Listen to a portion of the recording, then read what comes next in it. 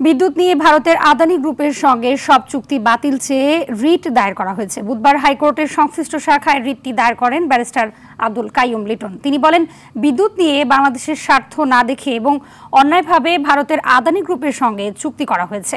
দেশের স্বার্থ পরিপন্থী চুক্তির শর্তগুলো সমতা ও ন্যায্যতার ভিত্তিতে সংশোধন করতে আইনি নোটিশ পাঠানো হয়েছে। নোটিশের জবাব না পেয়ে বাংলাদেশের পিডিবি ও ভারতের আদানি গ্রুপের মধ্যকার সম্পাদিত অসম, অন্যায্য ও দেশের স্বার্থ পরিপন্থী বিদ্যুৎ ক্রয় সংক্রান্ত চুক্তির বৈধতা চ্যালেঞ্জ করে হাইকোর্ট রিট দায়ের করা হয়েছে।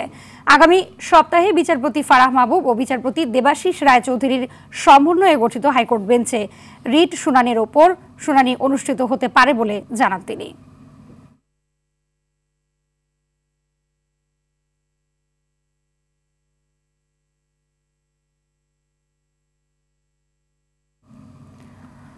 আদানি গ্রুপের সঙ্গে সব চুক্তি বাতিল নিয়ে রিট এবং পঞ্চদশ সংশোধনের বৈধতার রুল শুনানি নিয়ে হাইকোর্ট থেকে সরাসরি যুক্ত হচ্ছেন সহকর্মী শাকিলা করিম। শাকিলা জানাবেন যে আদানি গ্রুপের সঙ্গে সব চুক্তি বাতিল নিয়ে আইনজীবীদের বক্তব্য কি পেয়েছেন আপনি, এবং পঞ্চদশ সংশোধনীর বৈধতার রুল শুনানি সবশেষ কি তথ্য রয়েছে আপনার কাছে?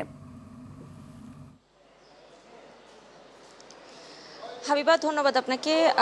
আপনারা সবাই জানেন যে 2017 সালে কিন্তু খুব তাড়াহুড়ো করে এই আদানি গ্রুপের থেকে বিদ্যুৎ আমদানির বিষয়টি কিন্তু সাবেক প্রধানমন্ত্রী শেখ হাসিনা এই বিষয়টি নিয়ে খুব স্বার্থ দেওয়ার জন্য, মূলত ভারতকে স্বার্থ দেওয়ার জন্য, ওনার যে স্বার্থটা ছিল ভারতের সাথে সেটা দেওয়ার জন্যই কিন্তু মূলত উনি এই আদানি গ্রুপের সাথে বিদ্যুৎ আমদানির যে চুক্তিটি এটি কিন্তু তিনি করেছিলেন। এবং এটি আসলে সর্বশেষ এখন দেখা যাচ্ছে যে এটি আসলে কোনো প্রয়োজনই ছিল না।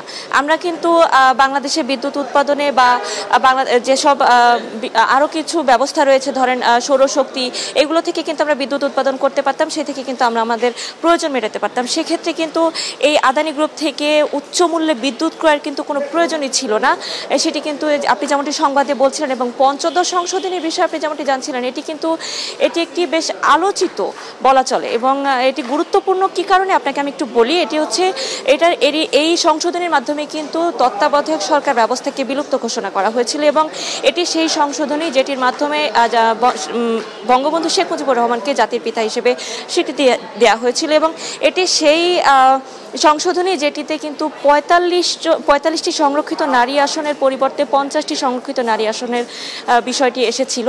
এবং এই সংশোধনীটি কিন্তু এখন শুনানি চলছে, এবং এই শুনানি কিছুক্ষণ আগেই শুরু হয়েছে। কেন পঞ্চদশ সংশোধনী অবৈধ ঘোষণা করা হবে না সেই বিষয়ে। এবং আপনাকে আরেকটি বিষয় জানিয়ে রাখি যে এই পঞ্চদশ সংশোধনী কেন অবৈধ ঘোষণা করা হবে, এর পক্ষে কিন্তু ইতোমধ্যে বিএনপি যুক্ত হয়েছে, জামাত যুক্ত হয়েছে, এবং একই সঙ্গে আজ কিন্তু আরও 4 জন আইনজীবী সাধারণ মানুষের পক্ষে এই পঞ্চদশ সংশোধনী কেন বাতিল হবে না এই পক্ষে কিন্তু তারা যুক্ত হয়েছেন। তো এই রুল শুনানি চলছে, এবং কিছুক্ষণ পরই হয়তো আমরা অ্যাটর্নি জেনারেলের থেকে জানতে পারবো যে আসলে সর্বশেষ কি অবস্থায় আছে এই বিষয়টি। তো হাবিবা, এই ছিল আমার কাছে সর্বশেষ। ধন্যবাদ আপনাকে।